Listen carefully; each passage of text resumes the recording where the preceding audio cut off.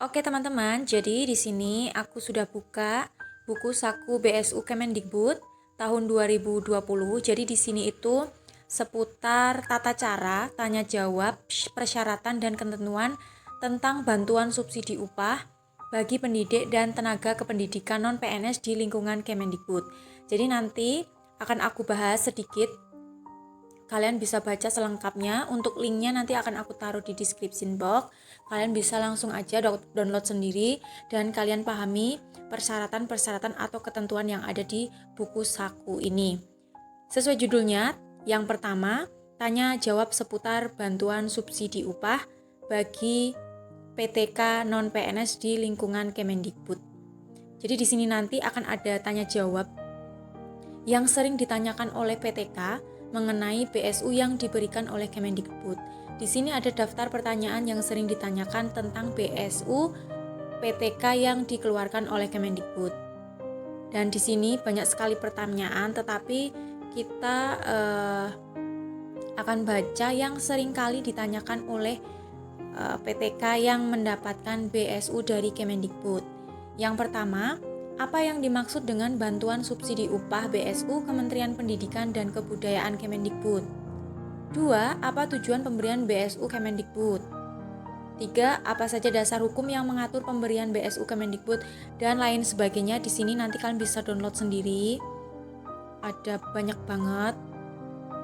Kurang lebih ada 29 pertanyaan inti yang seringkali ditanyakan oleh PTK guna pencairan BSU yang diberikan Kemendikbud sebesar Rp1.800.000. Jadi beberapa hari yang lalu aku udah upload video tentang BSU dan ini tentang buku sakunya. Jadi buat kalian yang masih bertanya-tanya, bingung tentang pertanyaan-pertanyaan yang sering muncul di benak kalian, tetapi kalian bingung mau tanya ke siapa, kalian bisa pahami dan buka sendiri, download, linknya ada di bawah.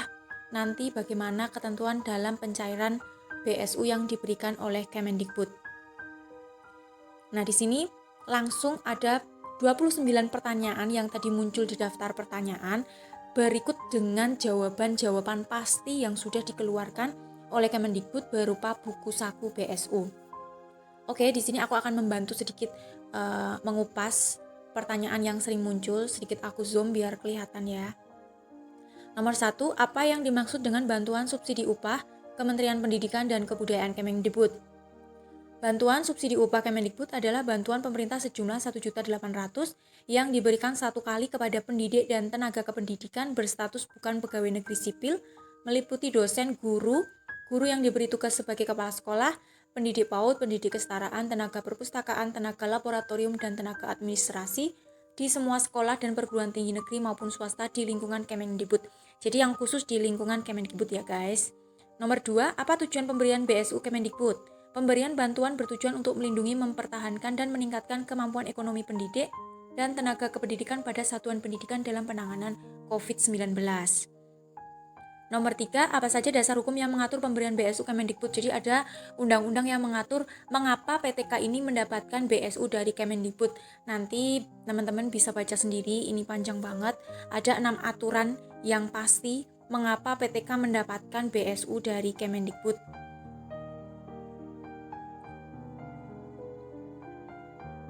Kemudian nomor 4, apa saja syarat untuk mendapatkan BSU?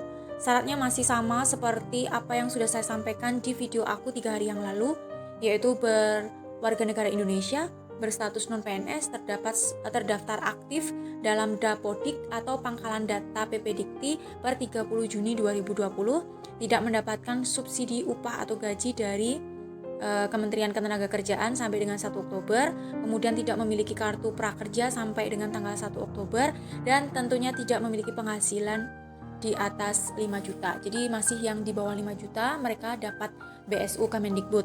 Kemudian nomor 5, siapa saja yang dapat mengajukan diri menjadi calon penerima BSU Kemendikbud? Tidak ada pengajuan untuk program ini. Jadi ingat ya, ini tuh nggak ada pengajuan sama sekali. Namun, daftar penerima ditetapkan oleh Kemendikbud berdasarkan data Dapodik dan PPDikti. Bagi yang sudah menerima BSU atau gaji dari Kementerian Ketenagakerjaan itu tidak bisa menerima lagi dari Kemendikbud guys. Jadi kayak semacam BSU ini tuh kayak disaring berdasarkan data kalian yang masuk dalam Dapodik. Kemudian nomor 6, siapa saja yang dapat menjadi penerima BSU? Ini juga masih sama seperti ringkasan yang udah aku upload 3 hari yang lalu. Kemudian nomor 7, apakah guru madrasah dan dosen perguruan tinggi keagamaan juga dapat menerima BSU Kemendikbud? Tidak. Program BSU Kemendikbud hanya diberikan kepada pendidik dan tenaga kependidikan di satuan pendidikan di bawah binaan Kemendikbud. Jadi sepertinya kayak guru PAI itu nggak mendapatkan, tetapi bisa mendapatkan lewat simpatika dari Kementerian Agama. Kemudian nomor 8, apakah pendidik dan tenaga kependidikan yang berstatus PNS dapat menerima BSU Kemendikbud? Tidak. Jadi BSU Kemendikbud hanya diperuntukkan bagi PTK non-PNS dengan penghasilan di bawah 5 juta rupiah. Jadi untuk Bapak Ibu guru PNS tidak bisa menerima BSU dari Kemendikbud. Nomor 9, apakah kepala sekolah bisa mendapatkan BSU Kemendikbud? Bisa. Jadi ini khusus kepala sekolah bisa mendapatkan BSU Kemendikbud dengan persyaratan sebagai berikut. Terdaftar dan berstatus aktif dalam Dapodik per 30 Juni 2020, tidak mendapatkan bantuan subsidi upah dari Kementerian Ketenagakerjaan, bukan sebagai penerima kartu prakerja berpenghasilan di bawah 5 juta rupiah yang dituangkan dalam SPTJM yang ditandatangani oleh penerima bantuan. Kemudian, apakah pengawas sekolah diberikan BSU? Tidak, karena yang mendapatkan BSU Kemendikbud adalah PTK non-PNS, jadi masih sangat jelas. 11, apakah hanya PTK yang berstatus di satuan pendidikan swasta saja yang mendapat BSU? Semua PTK non-PNS yang bertugas di satuan pendidikan baik negeri maupun swasta di bawah binaan Kemendikbud bisa mendapatkan BSU jika memenuhi persyaratan.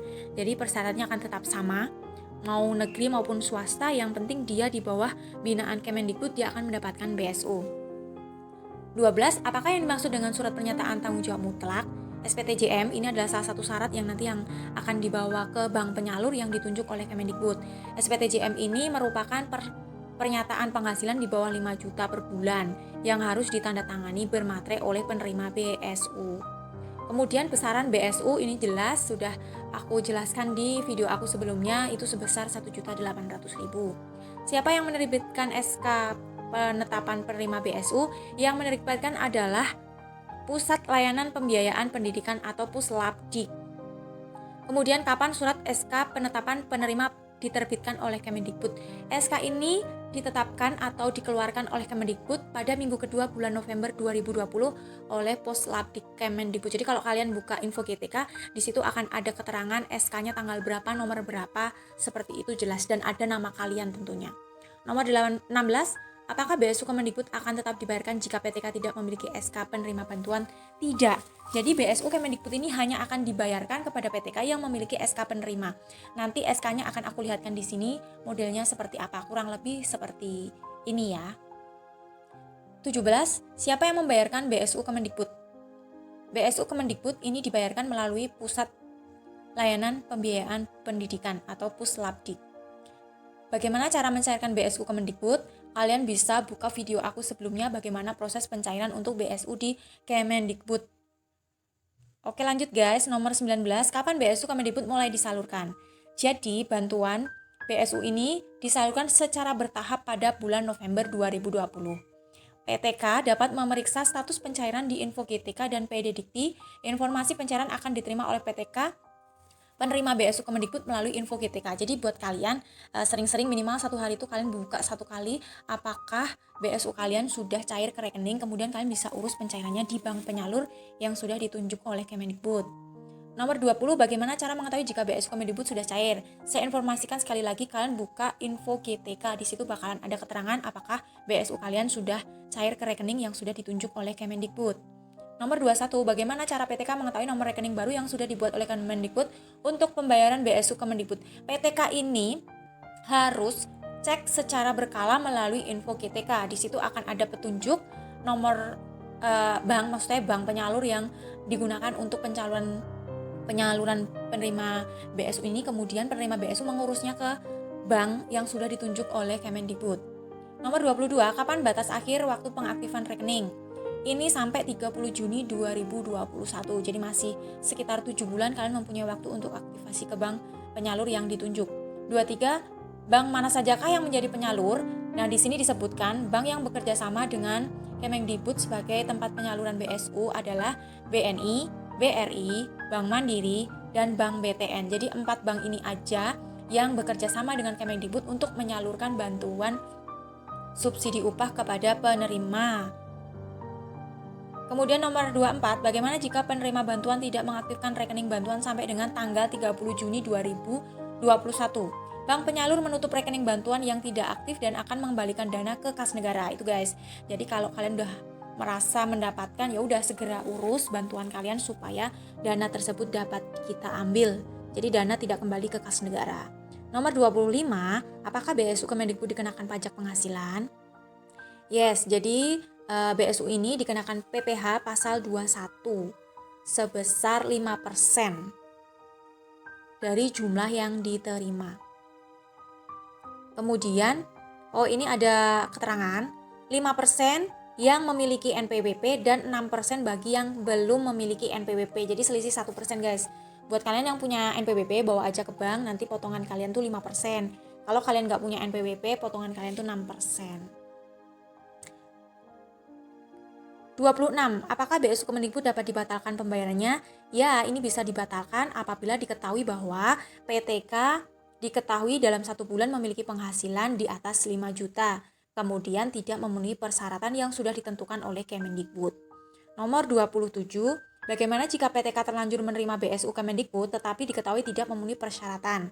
Penerima bantuan atau ahli waris dari penerima bantuan harus melakukan pengembalian dana bantuan ke rekening kas negara dengan cara menghubungi Pusladik. Jadi kalau suatu saat kalian menerima BSU, tetapi di suatu hari kalian dinyatakan tidak memenuhi syarat, itu kalian diminta untuk mengembalikan dana bantuan ke Pusladip sebesar bantuan yang diterima.